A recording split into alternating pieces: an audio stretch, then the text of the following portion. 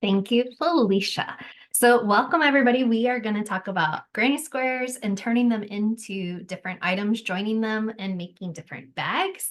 So this is the project that I'm going to be talking about today. If you happen to have taken a class already or have already learned how to make granny squares, the project we're making is going to require 8 different granny squares, and we're going to join those together, and then we can turn them into a cute little bag. I also want to show you some other options that I've been working on too, where instead of doing 8 little granny squares, if you want to do 2 giant granny squares, I've managed to turn that into a really cool size tote bag also. So I'm going to talk to you not only about how to join the granny squares together, but I'm also going to tell you some little tricks that I've been coming up with.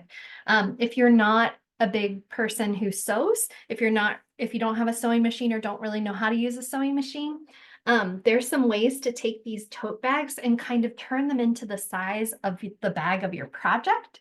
So you can kind of cheat a little bit if you don't know how to make a liner yourself, or if you don't know how to do something like that with a sewing machine. You can take a bag that's already made for you and just kind of size it down a little bit and be able to go ahead and put it into the liner of your bag. With crochet, of course, there is going to be some stretch. So if you were using this for an actual bag, with your handles, you're going to want to make sure that you have a really tight stitch, or you can use the handles of a tote bag. And then I was able to hand sew this granny square to this bag in order to give me a really secure bag that can actually hold things. But it's a cute look for lots of different styles. And even if you don't line it, like this one's not lined, it can definitely still hold a couple of really nice things and still give enough support. So I'm excited to show you how to join in the granny squares. And again, if you haven't already made granny squares, there is a previous class that Felicia's throwing into the chat that you can watch that video on YouTube. It's called Classic Crochet with Meghan Fahey. So you can watch that YouTube video and learn how to make the granny squares. And then once you have about 8 of them, or like I said, 2 massive ones, or really any number that you feel good about, we can join those together in order to make something else. Another thing I've been doing with some of my granny squares is kind of joining them together to make like a guitar strap. So again, because this stretches and your guitar is probably going to be heavy, you might want to line this with some fabric just to kind of give it some extra sturdiness. But it's cool to have a big line of granny squares and kind of connect them together to do something different. Another project you can do by joining your granny squares together is to make some really fun crochet sweaters. So my personal Instagram is 4M Coleman. And right now on my stories, I posted one of the sweaters I've made using all the different granny squares. So if you need a little bit more inspiration about what to do with your granny squares, go ahead and join me over there too. And you can see some of my other projects. So we'll switch over to my other camera and I'm going to show you what we're working on. We are going to learn 2 different methods today of how to join granny squares. The one method is going to be using a whip stitch. And with the whip stitch, it's going to be what it sounds like. We're going to be stitching these 2 things together with yarn. And another method of joining together is using a single crochet stitch. So the big difference between the two is that the single crochet ends up giving you a nice finishing stitch over top. And so if you want to actually feel and see this ridge, single crochet would probably be your best bet. If you don't want to see that ridge, you can use the whip stitch. And if you use a whip stitch in the same color as the squares you're working on, you won't even be able to see the stitch at all, and it'll be more of a flat stitch. So you can purposely pick colors to make your stitch stand out, or you can purposely pick colors to make your stitches kind of blend in. So that's all up to you. And the fun of making all the colors and all the granny squares is really up to you too.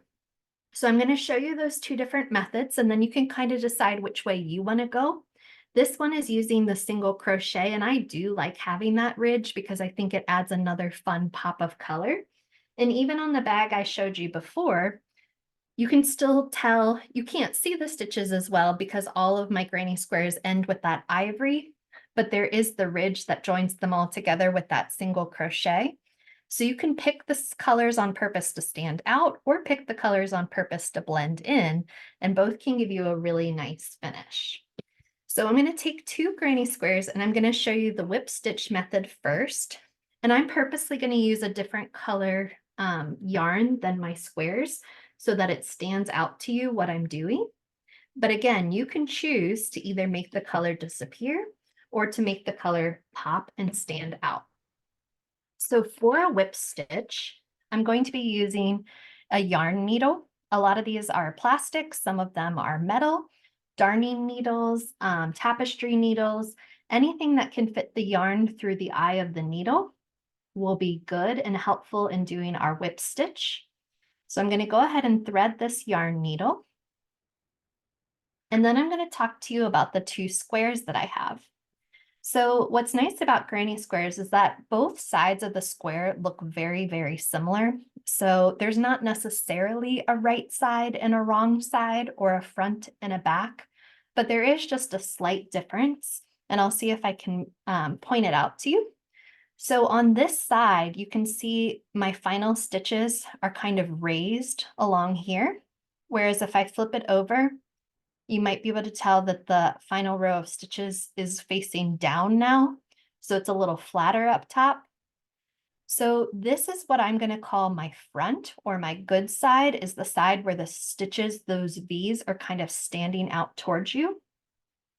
So when I'm putting these and joining these 2 together, I'm going to put the good side and the good side together where I'm going to be stitching these.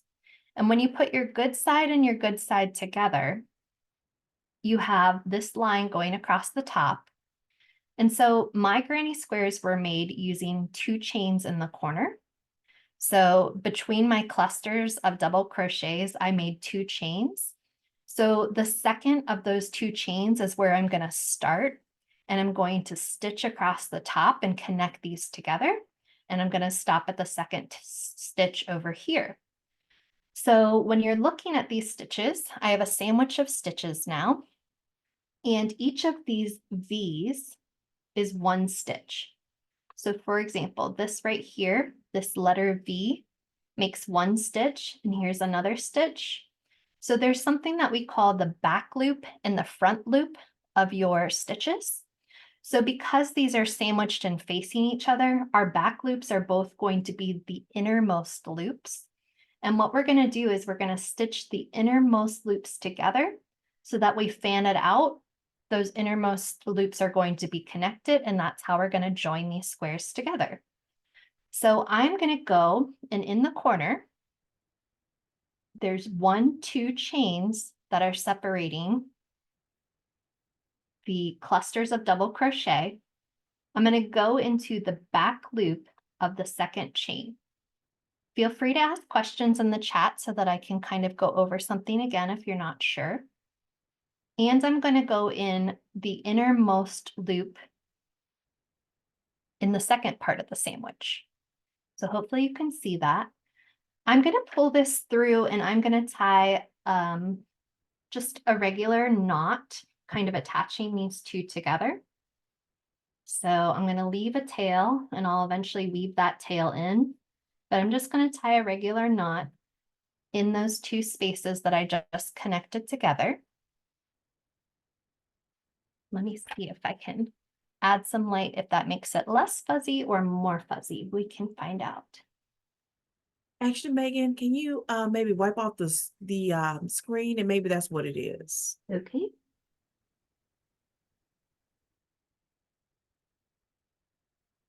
Anything different? How's that, Felicia? Try putting your hand underneath, and then we'll see. It looks pretty clear from here, but maybe once your hand. I think I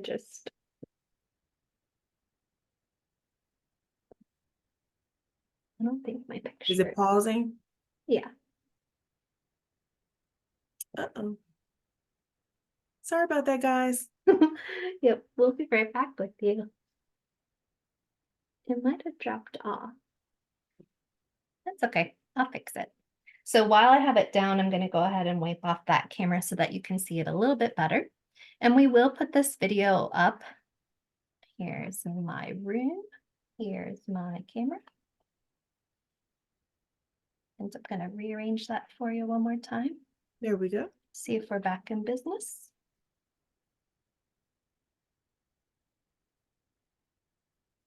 Okay. So it's still pretty fuzzy. Just a little bit. Might just be the yarn too. Yeah, I think so. Okay, we'll do the best we can to show you this as clearly. So the yarn itself is actually fuzzy, so that might be part of it. But I have these two loops that are the closest to each other.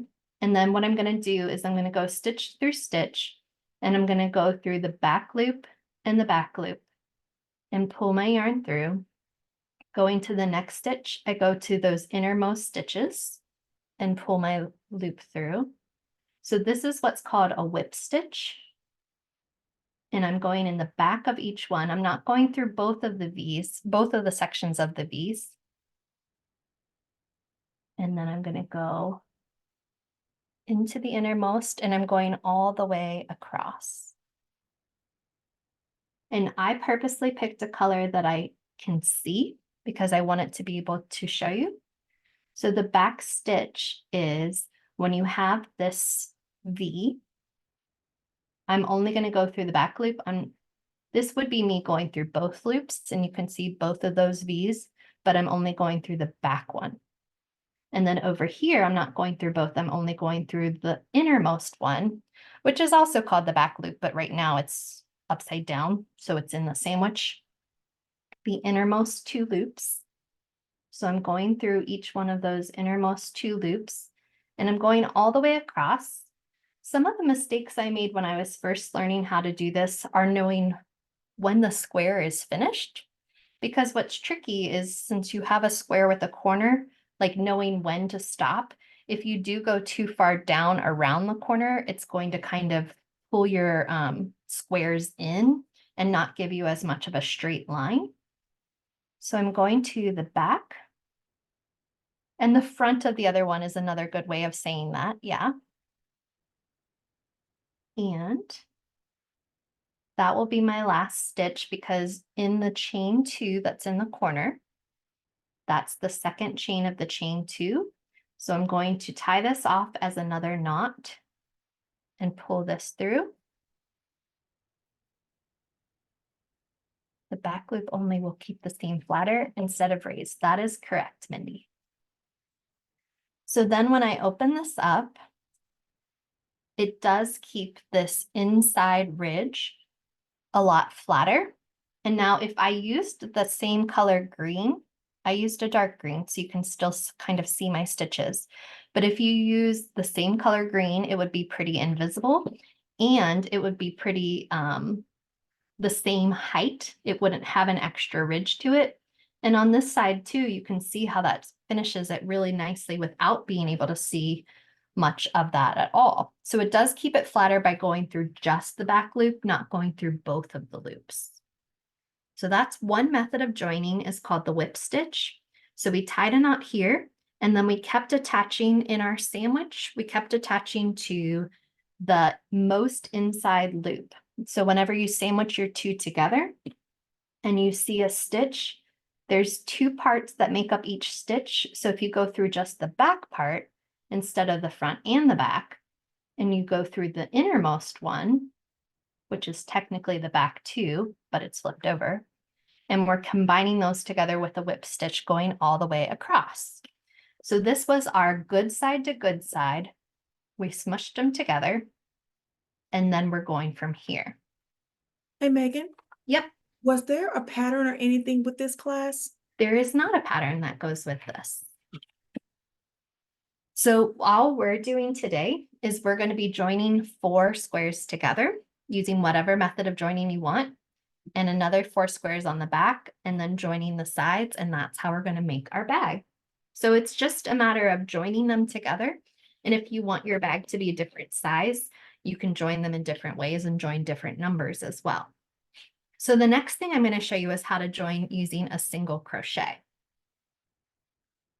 I do like the contrasting color too. I don't know, especially And something like this, just having that dark green adds another element that I like instead of trying to make it disappear. So I'm happy with that too. So here are another set that I'm going to show you how to connect together using a single crochet. And again, here's a front and a back. And the way that I tell the difference between my front and my back is that my front kind of is more raised and I can see those V stitches coming towards me. So I'm going to put the raised sides sandwiched together. So good side to good side. And then this time I'm going to join them using a single crochet, which is going to give me more of a ridge when I combine them together. But I actually really like that ridge and like having that finishing stitch as well. So I'm going to use a darker color again to show you the ridge on purpose, but you can use the same color if you want to blend in. And we're going to start with a slip knot. So for the slip knot, I have my finger pointing towards me and I drape my yarn. Here's my tail, here's my working yarn. I twist my finger, grab some working yarn and pull it through to make that slip knot. And I'm going to put that slip knot down around my hook. Now, there are ways that you can make your hook size bigger or smaller than the ones that you've already made with your granny squares, but I'm going to use the exact same hook size I used to make the granny squares in order to make these. So just like before too, in the corner of each of your granny squares, there's a chain two that made that corner, that made that little gap in between the clusters of double crochet. And within that, there's a stitch. We're only going to go through the back loop of the stitch, just like we did with our whip stitch. So you're not going to go through both of the V's. You're going to go through just the back. The hook size that I'm using is a J because I'm using mostly Impeccable yarn, which is a medium 4 size. And so the recommendation is an H, but I like to go up to a J so that I can have bigger stitches and show you what I'm doing. So I have these sandwiched together and I'm putting my hook through the inner two most loops. So I have my dark yarn on the bottom, and then I have the 2 loops from the 2 pieces I'm joining together. And my single crochet is just going to be to yarn over and pull off those middle 2 loops. Oops. Yarn over that way. I'm going to pull off these middle 2 loops, leave the bottom one, and then I'm going to yarn over one more time and pull off the bottom 2 loops to make a single crochet stitch. So then the next thing I'm going to do is put my hook through the back loop and through that innermost loop of the second part of the sandwich to get 2 new loops onto my hook. I yarn over, go through those first 2 loops, yarn over, take off the last 2 loops. And I'm going to keep going across the top of this until I get to the other corner with just single crochets. So single crochets are yarn over, take off the middle 2, yarn over, bottom 2. And then pull your new loops onto your hook. And continue to go across. So I'm going in the back loops. And if you go through both loops, you're going to have even more of a ridge, even more of like a crease.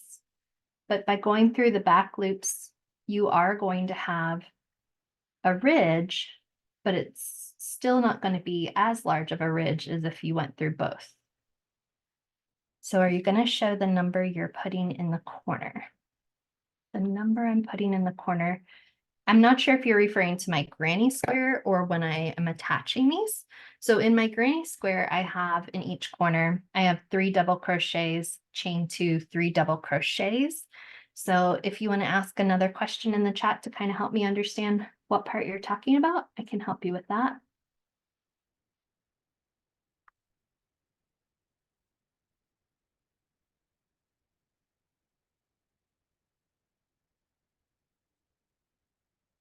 Joining the quarters. Okay. Yeah. So when we go across a join, when I join 2 different sections together, I am going to chain an extra one when I go over a join, and I'll show you that part when I get there. So this is my last part because in this corner you have a chain 2, and the second chain in that chain 2 is where my final stitch is going to be to join. So here's my final single crochet. And then I'm going to pull this loop, and I am going to go ahead and cut this tail.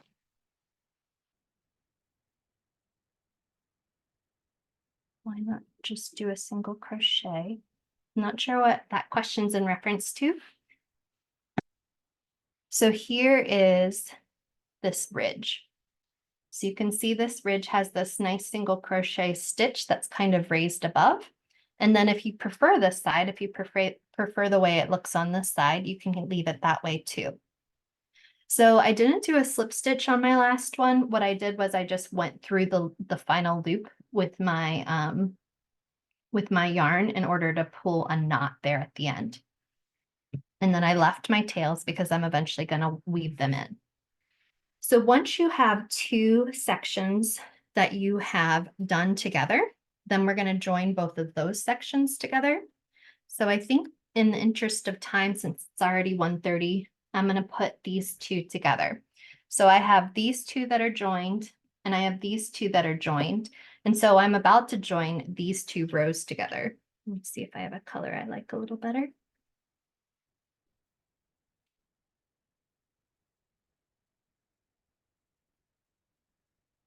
Yeah.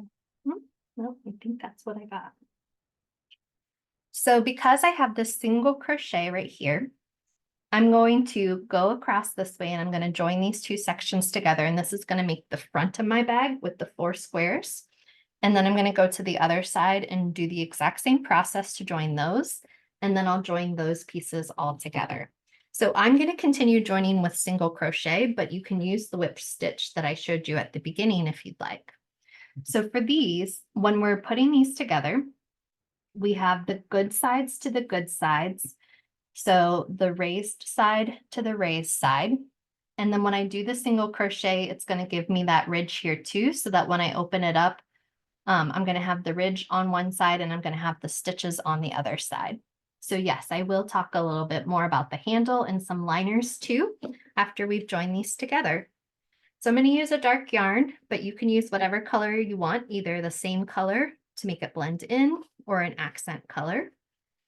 And I think for interest, I'm going to see if this peach works well for us to be able to see. We'll see. And when I'm lining these up, even though I'm going across a longer way, it's going to be the same method where I look for the second chain in the corner, and I'm going to go through the back loops of each of these. But when you get to this join right here, there's not going to be somewhere that you stitch in, but you are going to make an extra chain right here to kind of fill in that gap that happens when those 2 pieces connect together. And then we'll have something to be able to tie all of those together so that there's not a hole in the center of all of that. So I'm first starting with a slip knot. I'm putting it onto my hook. And then I'm going to the second chain, and my good sides are facing each other. And I'm going to the second chain in the corner in the back loop and in the back loop. And I'm putting both of those on my hook. And then I'm going to yarn over and do a single crochet. So I yarn over, take off the middle 2, yarn over, take off the bottom 2, and then I hook the back loops again, yarn over, middle 2, yarn over, bottom 2. There are instructions on the YouTube video for how to make the granny squares, but there aren't any written instructions for this part. This is just a single crochet, and the only difference is that you're using the back loops. I can think about writing. I've never tried to write out a pattern for the bag, but I could try that. Might be able to get that for you. So I'm making a line with the back loops. And the most important part here is what I'm going to show you in the middle when we get to the middle section, because that's one of those tricky things that you're not quite sure what to do with. But for now, I'm just single crocheting each stitch from each side of my sandwich together. There you go. And I am at the last stitch before the join. So I go through each one of those.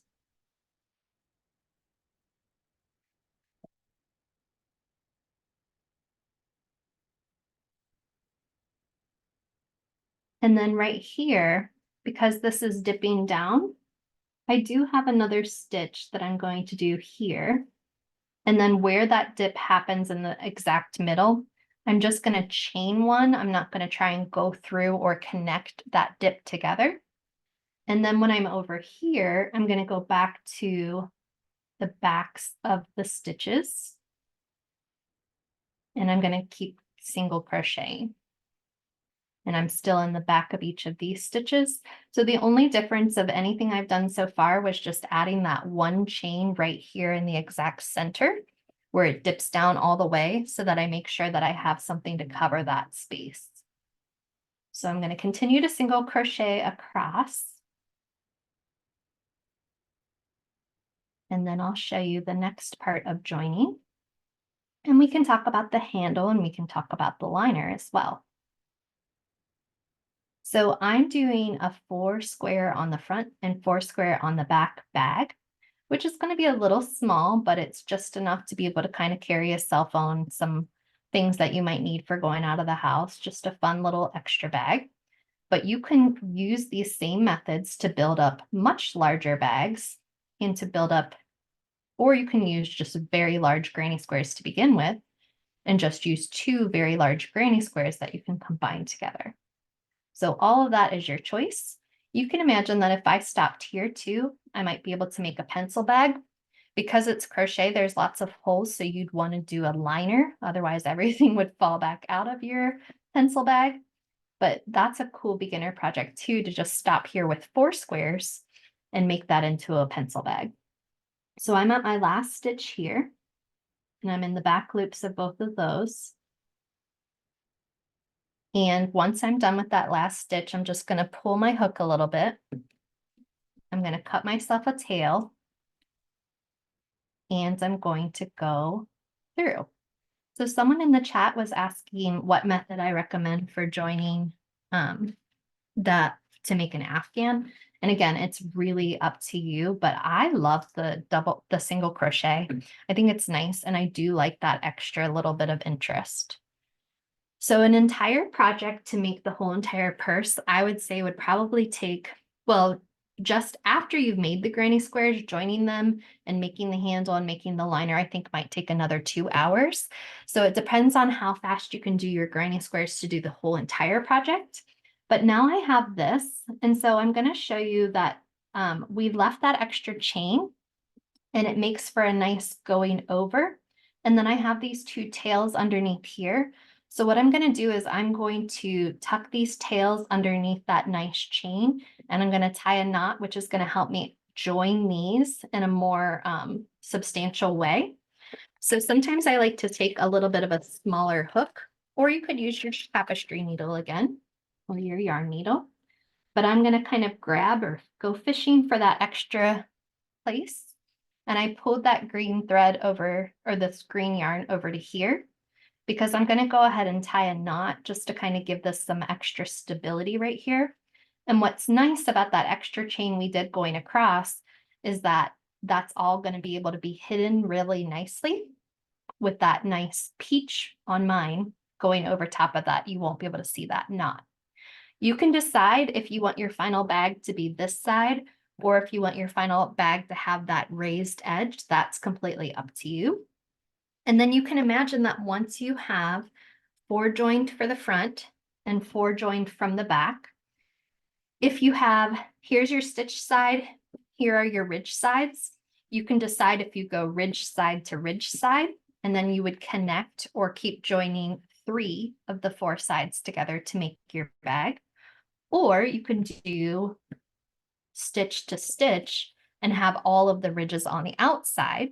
And then you would do a single crochet around 3 of these sides.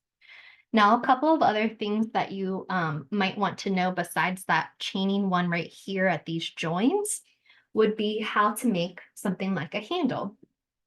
So when you're making a handle, you want your handle to be nice and sturdy. Remember that yarn will kind of stretch a bit and crochet will stretch a bit. So if you want your handle to be pretty sturdy, one suggestion I have is this is me chaining 10 going across, and this is all single crochet. And because I was able to chain 10, I feel like this is thick enough to be able to double over. And then that gives it even more support. So that's one option of if you want your handle to be a handle and you want it to do its job and be able to hold up the bag, you might want to do double the width of what you actually want it to be. And then you can join this using that whip stitch I was showing you before to kind of make this handle. So this is all single crochet.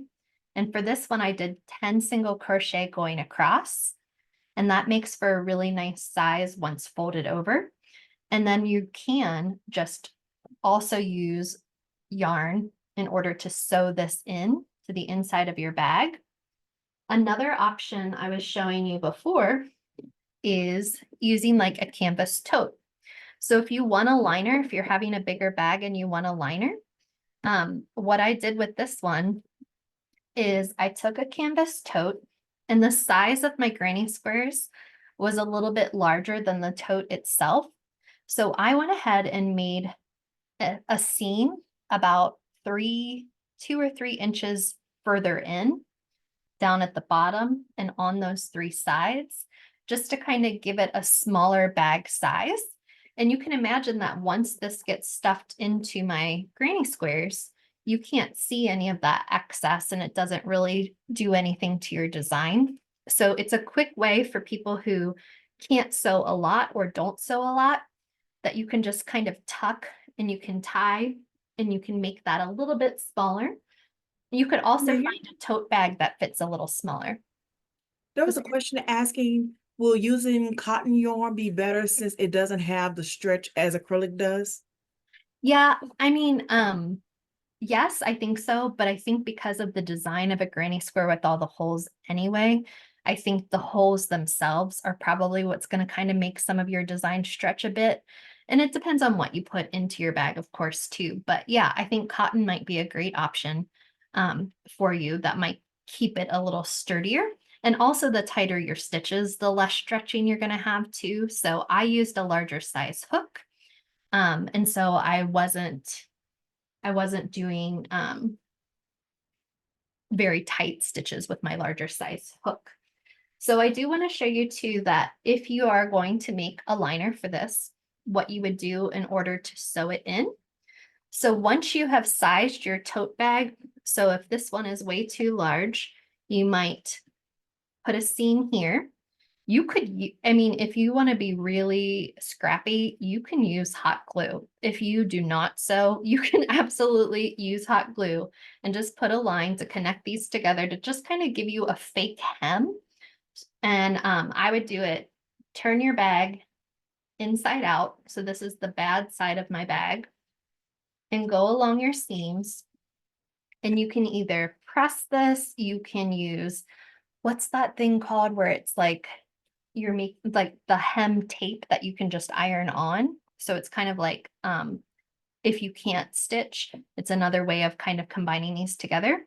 A glue gun, anything you want to in order to give you that ridge to make your bag size a little smaller. And you would do that on the 3 different sides. And then when you're putting it into the bag, I recommend hand sewing it into the bag itself. So let's pretend like I had done some of those other steps. Let me kind of take a moment. Hey, Megan, really quick. We have Sure. a question asking, can you use a I'm so sorry, a Pillowcase? pillowcase as a lining? Yeah, absolutely. So what I liked about the tote bag trick was because it gave you handles. And so then you wouldn't have to necessarily crochet handles also if you didn't want to.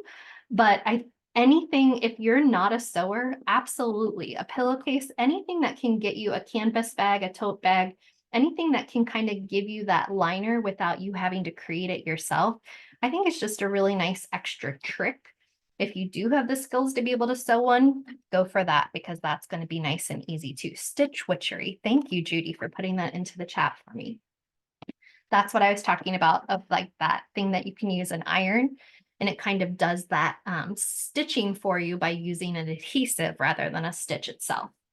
So now that I kind of have this in here, I'll show you what I did was I took a needle and thread and I had the bit of granny square a little bit higher than the bag itself. And I don't have a needle with me right this second, so I can't actually do this part right now, but I would just go through and stitch. And what's crazy is the thread really hides inside of your granny squares and you cannot see. I'll show you on this one. You cannot see that I sewed a bag into this. I don't think you can see my stitches at all on this side, but then on this side, you can see some of my sloppy, very quick stitches to attach this tote bag into this granny square. So you can see a little bit, but you definitely can't see it on the yarn because it just really, if you pull it nice and tight when you're making your stitches, and I didn't do a stitch around, I went up and down and up and down. I didn't do a whip stitch to connect them. So just by going up and down here, I was able to hide all of those stitches in the yarn and also kind of grab it really nicely with the needle and with the thread to keep this nice and attached. Now, I didn't go through the process of attaching the bottom either, because I kind of like having a free flowy bag where it's not attached, but you could do even more stitches to attach it even more places. I think really just making sure you have a nice seam at the top is where you want to spend your time. Is there another question, Felicia? I do. There is a question asking about how about adding zippers? Ooh, good question. So another quick trick, of course, I don't have it next to me because that would be too easy. If you have one of those pencil pouches that already has a zipper in it, again, you can build around that. So if you're making a pencil pouch, just think about how big you want your squares to be. And then you can literally go ahead and put that canvas pouch inside of here that already has it. And the only thing you would need to do is then go through with your hand stitch and connect it. And don't go around it because you don't want to block off your zipper. You would just go up and down in order to connect. And you will have a little lip of the yarn that you want to make sure doesn't get stuck in the zipper.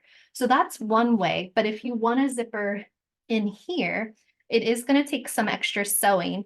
So you would probably want to sew it onto the bag itself, the liner that you're using, before you attach the granny square to it. So you absolutely can do a zipper. Another thing I was thinking about would be some snaps. If I want to close it up, I could do some snaps. You could do a drawstring. So if you wanted to do one of those kind of like backpacky bags that hang on your back, you could do a nice yarn drawstring that you can pull together and kind of pull the top of that to make it more like a pouch kind of situation. And I think all of those would be great. What Yeah. you think about a toggle? Say it again. A toggle? Yeah, absolutely. Or a giant button, you know, those are cool and chunky too. But I like that idea of like a little wooden, yep. And then you could even do a little crochet. And if you have a piece of crochet, you can kind of fold it over and have some kind of closure right there and just have another cute little extra crochet element too. So talking about these handles, I do want to show you, and this will be good for some people who haven't done single crochet in a bit, and just to kind of refresh how to do that in case you were still wondering. You can take one of your colors and you can start making a handle. Another thing you can do is if you don't like the size of what you have crocheted so far, you can keep going around and keep building that square out. So even with your 4 square, you can end up making it even as large as this 1 square by continuing to add layers. Also, if you don't want your bag to be flat, you can add some extra crochets in between your join. So you can just add some different rows to give yourself a little bit more thickness so that it's not just a flat bag, so that it has a little bit of a spot that could stand up and could actually fit some more things in there. So a question in the chat says, you could make extra squares. Oh, I love that idea. Yeah, you could make extra squares to flap over that opening. So I could put 1 or 2 squares here and kind of have that extra little, I love that. I think that would be super cute. Or I've tried making a triangle before too. And if you don't have the handles in these spots, if you have the handles more on the side, you could do a nice triangle that folds over and has that nice same kind of pattern as the granny square. So all of those are great ideas. I can't wait to see what you're working on and what you're creating. So if you are making along with me, please share these. Tag us on Instagram at Learn with Michael so I can see what you're making. And I'm going to go ahead. I don't know if anyone needs any more help with the handle. So let me know in the chat if you feel like you do need more help with the handle. But I think right now I'm going to go ahead and show you how to go all the way around this to add some more thickness. So I'm going to use my time to do that. But if you have something else you want to ask me about, or you want to use the rest of our time on, let me know. When you're starting to add anything or join anything with a single crochet, you do want to start with your slip knots. And then this time, because I'm not joining anything, I am going to go ahead and just go through the entire stitch, which means I'm going through both these, not just the back stitch. So someone is asking about attaching the handle, and I'll show you that part too. So I'm going to go ahead and start and just show you how to add an extra line. If you want more height, you want more width, you want more anything. So I'm going through both parts of the V for the stitch, and I'm single crocheting, and I'm purposely adding a white color so I can see that line of crochet on the top of this. But you can choose your colors to disappear or to stand out. And I'm going to add this to the top, and then I can show you how I did some of the handles. And how you're attaching the handle is going to depend a lot about what you're actually going to do with the bag. If you want the bag to be sturdy, then you should probably use some extra fabric and some liners in order to keep the bag nice and sturdy. Some things will fall out of this crochet bag because there are holes. That's kind of the nature of granny squares. So I highly recommend that if you're using it for something to actually carry things in, then you want to have some kind of liner. I'm having a hard time grabbing one of my loops up here. There we go. Now I got it. And I'm adding a row to this top. And then I will show you how I can add that handle. So like I was saying, if your handle needs to do some heavy duty, then you need to make sure that your handle is good and sturdy. If your handle does not need to do a lot of heavy lifting, if it's going to be supported by fabric, then it can be a little bit more decorative and less functional. So I'm getting over that join. I didn't do any extra stitches with this one. I just went ahead and went over the join. And this is just giving me some extra height. Or if this was the bottom of the bag, I might do a couple rows of the single crochet in order to give me kind of like a flat bottom to my bag. And the hook size that I'm currently using is a J. And I would use the same size as whatever you use to make your granny squares.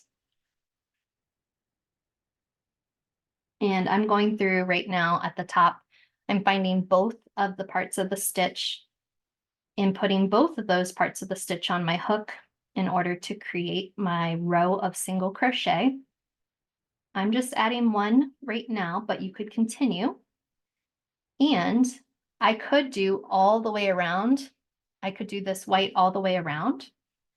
And I could then keep going with white. I could keep changing colors, and that would give me some stripes or some extra interest. If I was going to make another row of this, I would chain 2 before I start building the next row. But for now, for our class time, I'm going to go ahead and stop here. And I'm going to finish that last stitch and I'm going to pull a tail. And I'm taking that tail through the loop. I'm going to pull that a little tighter. And then I want to show you about the handles. So with this handle, I crocheted going the long way. So instead of doing a lot of rows of short, I went for the whole length of the handle. And then I built about 4 rows of single crochet for this one. But really what I did to attach the handle, because I knew that this one wasn't going to do a lot of heavy lifting, was I took my tapestry needle and I took some of the yarn that would be the same color. So I'm finding one of my needles again right now.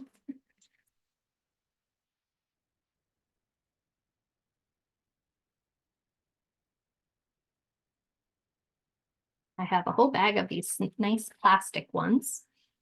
And I'm going to take some of the color that matches the handle and I'm going to put it through there.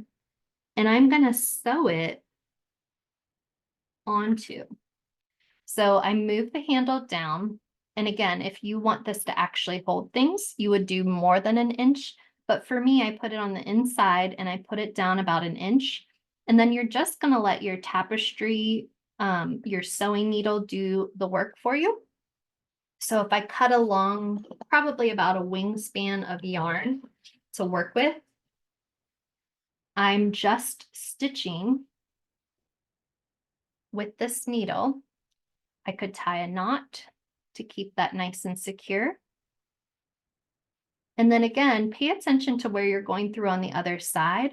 I'm going through a lot of the space that's already this dark green with my dark green, so you're not going to be able to see my stitches. But I'm going to keep going in this green section and just keep going across and attaching this as many times as I can to give it more and more strength each time I add another stitch. So there are lots of ways to do this. You can hand stitch this with a needle and thread too, but I like being able to use my yarn to kind of blend it in really nicely. And because I feel like it is thicker and it will add some extra support. And you can tell that you can't even see that on this side of any of that work I've been doing with the handle. So going even closer to the top of the handle, I'll show you on this side. You could do a little whip stitch around the top of your bag onto your handle. So I'm trying to just going through the top and doing like a whip stitch across this to keep it nice and secure.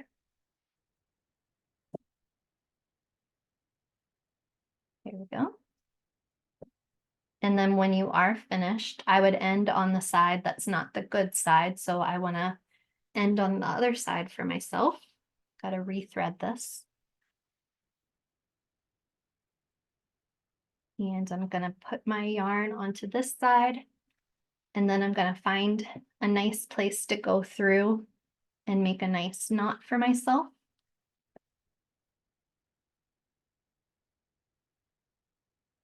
And just to be sure, I'm going to do it one more time where I'm just kind of making an extra stitch back here to put my needle through to make a knot. And then you can tie off, you can either weave in that end or you can cut it all the way down. And then I would go back and weave this in. But that makes for a pretty sturdy handle. It's not going anywhere. And again, if you want to line this with fabric, you can still do this, or you can hand sew this part on. I haven't tried to machine sew it. I don't know that a machine could go through all of those layers. So if anyone else has tried that, let me know. But yeah, so this one again doesn't have a lot of depth. It's just connected right here. So it's a pretty flat bag. But if you did want to add some extra dimension, what you would do is what I was doing with this white yarn going across the top. So I would add a couple more rows, and then those couple more rows would give me that flat part. Or you can whip stitch on this part that's like a handle, And then you can kind of picture myself making almost like a box with this. So when I put the other side, I can stitch these together. And then this can kind of go all the way up to make it a 3D kind of almost boxy bag, if you know what I'm saying. And that would give you a nice thicker in between your two pieces that you could actually fit more things in. So that's one way I would add depth. One way I would add depth is by adding extra rows here before joining the next piece. And that's going to give you that depth. Or like I said, you can make another row of single crochets and you can attach those. You can join these together either using a whip stitch or using a joining single crochet. And then that can give you that extra thickness on the bottom of your bag also. It could be really cool to go all the way up with a really long rectangle like this, and that could make your handles too.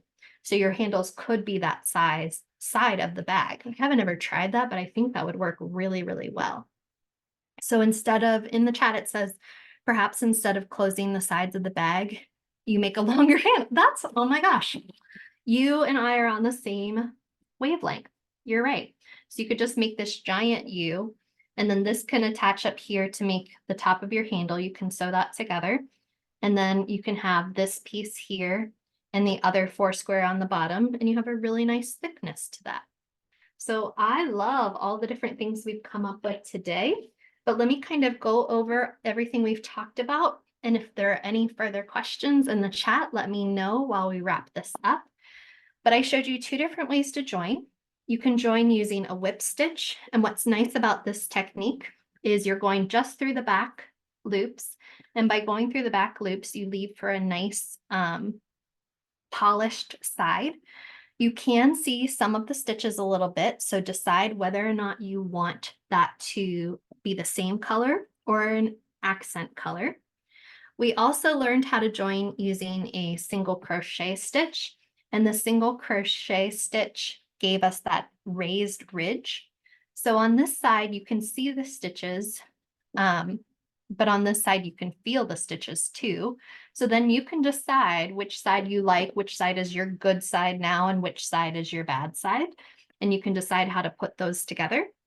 When you are making your bag, once you have your groups of 4 squares, then when you are joining them together, either good side to good side or bad side to bad side, you would use your single crochet or your whip stitch to go around 3 of the sides, leaving that last side open to actually make it into a bag.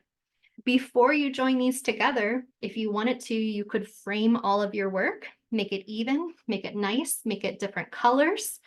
You could use our technique we talked about with the big, thick U shape that goes all the way around the bag.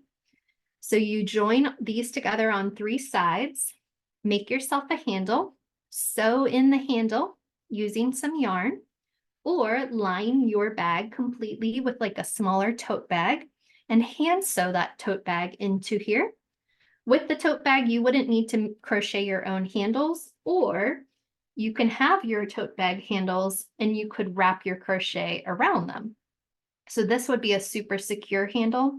If you go through and you whip stitch this around the tote bag handle, that's definitely going to hold, and that's definitely going to be a very supportive bag that you can hold a lot of goodies in, not just a few goodies.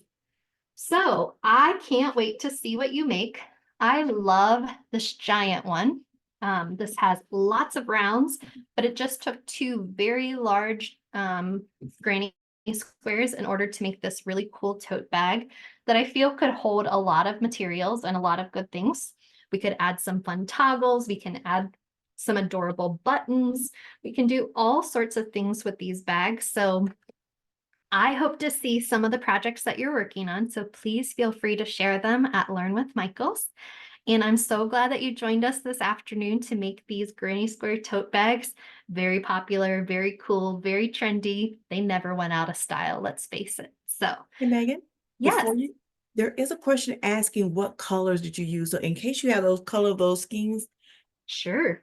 So this, I used a white, and these are loops and threads. So I used a soft classic acrylic white for my white. This peach color I have is, I think it's called Apricot, and it's Impeccable yarn. The light green is called Laurel, and that is this light green color. I'm not sure the dark green because I don't still have the wrapper to it, but I believe it's an olive. And then I think I had one more color, which was that rainbow or this more mixed kind. This was a soft classic, and I don't see a color on this, but it is this mixed variegated yarn that has all those different colors in it. So this was fun. I hope that you enjoyed it, and I can't wait to see what you're making.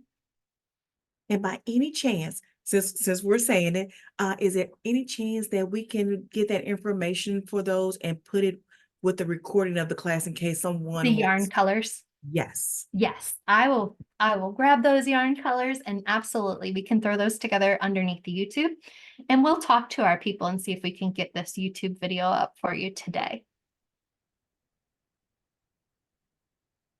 I Any other think that's questions? it. Well, thank you for coming. It was great to see you.